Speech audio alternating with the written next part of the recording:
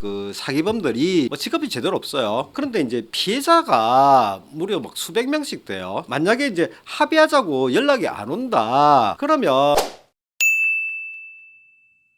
안녕하세요, 변호사님. 아예 안녕하세요 안 팀장님. 요새 이제 중고가 엄청 대세잖아요. 100명 중 한 60명 정도가 중고거래 경험을 해봤다 이런 내용이 있던데 중고거래가 많다 보니까 또 사기 사례도 많은 것 같은데 혹시 변호사님도 당근 이런 거래 해보셨습니까? 제가 당근 많이 상담하고 있습니다. 당근 변호사입니다. 제가 이제 뭐 상담해 보면 대표적인 게 세 군데더라고요. 당근 마켓, 중고나라, 그리고 번개장터, 이 세 곳에서 이렇게 사기 당했다는 상담을 아주 많이 받고 있는데요.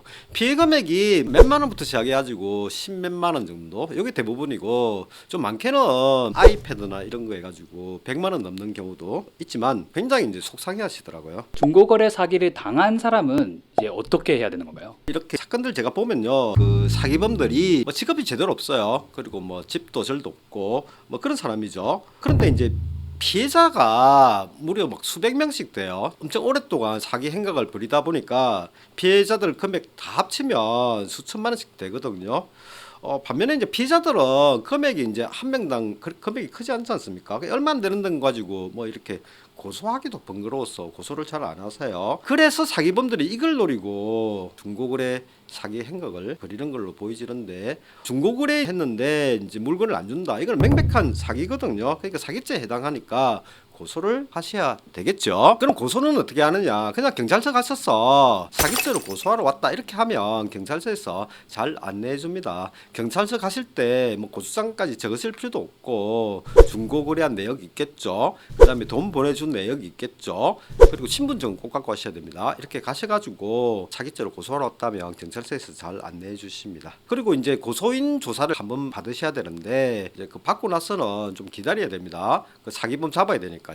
그리고 사기범을 잡게 되면 합의하자고 할 수가 있거든요. 본인이 합의할 수도 있고 또는 이제 그 어린 학생들이 또 사기를 많이 쳐요. 그럼 부모들이 돈을 다 변제하는 그런 경우가 왕왕 있습니다. 그래서 합의하자면 합의하시면 되고, 만약에 이제 합의하자고 연락이 안 온다 그러면 그 친구들은 대부분 다 실형을 선고받습니다. 그래서 깜빵을 가게 되니까 그걸로 이제 응징을 하게 되는 거죠. 배상 명령을 신청할 수도 있다고 하던데 배상 명령 이게 뭔가요? 배상 명령은 이제 이런 사기 범죄뿐만 아니라 돈과 관련되는 이제 범죄가 일어났을 때 그 사건을 재판하는 이제 재판부에서 배상 명령 신청이 들어오면 가해자인 피고인한테 그 피해 금액을 피해자한테 배상하라 이렇게 이제 명령을 내리는데, 이거 이제 일종의 판결서입니다. 그래서 요 배상 명령서를 가지고 이제 강제 집행을 할 수도 있는 거죠. 배상 명령은 장점이 있는데요. 신청하는데 비용이 안 듭니다. 소송을 하거나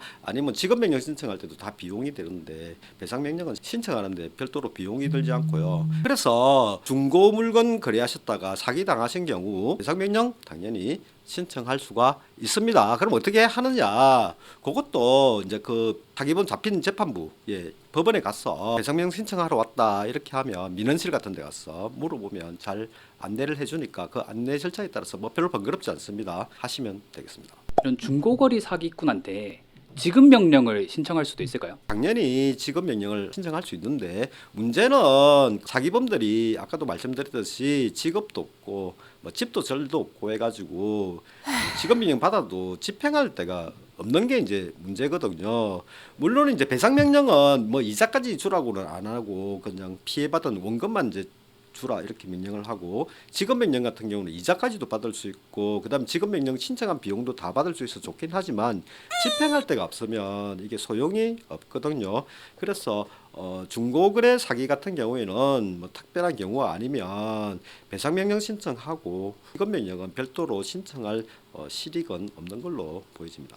결국엔 중고거래 사기를 안 당하는 게 제일 좋은 방법인 것 같은데요. 네, 그렇습니다. 그 사기를 당하게 되면 금액도 얼마 안 되는데 뭐 고소하러 경찰서 가야 되지, 또 이제 뭐 합의 안 하면 또 뭐 배상 명령 신청도 해야 되고 이렇게 이제 나름 이제 시간이 좀 걸려요. 물론 응징을 해야 되겠죠. 고소는 해야 되겠지만 물론 이제 당연히 사기를 안 당하는 게 제일 좋겠죠. 그러면 우리 안 팀장님 그 중고거래 거래를 해보셨나요? 예, 저는 자주 했습니다. 예, 사기 당한 적 없나요? 아직까지는 없습니다. 저 같은 경우는 이제 중고거래를 해본 적이 없는데 일단 이제 중고거래 사기를 안 나가려면 어떻게 해야 되죠? 일단 각 플랫폼에 그 페이 시스템을 통해서 결제하는 방법도 있을 것이고, 아니면 직접 만나서 직거래하는 방법도 있고요. 아니면은 상대편에서 그 계좌번호나 전화번호를 주면 그 더치트라는 사이트에서 조회를 해보고 이 사람이 어떤 사람인지 파악을 하고 구매하는 방법도 있을 것 같아요.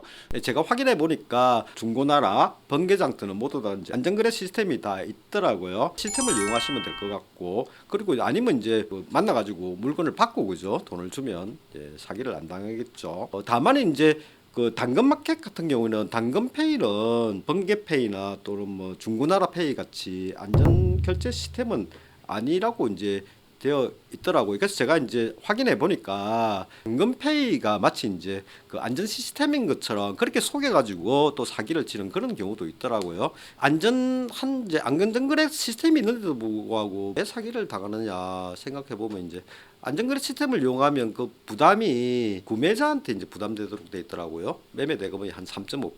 그러니까 이제 그거 드는 게 조금 부담스러울 수도 있고, 그리고 뭐 직접 만나가지고 물건 받고 하려면 또 만나러 가야 되니까 그게 번잡하니까 이제 믿고 거래하시다가 사기를 당하시게 되는데요. 이제 물론 뭐 사기친 사람이 뭐 잘못이지 믿고 거래한 사람이 뭐 잘못한 거는 뭐 절대로 아니겠죠. 그렇지만 안전거래 시스템도 있고 직접 만나서 이제 물건 확인하고 하면 되는데, 믿는 데는 이렇게 이제 위험이 있다는 걸 갖다가 감수를 하셔야 되겠죠. 그래서 이제 실제로 사기를 당하면 고소하는 거 말고는 이제 별다른 이제 뾰족한 수가 없다는 것까지 잘 생각하셔가지고 그 중고거래를 하셔야 되겠습니다. 오늘의 결론이네요. 감사합니다.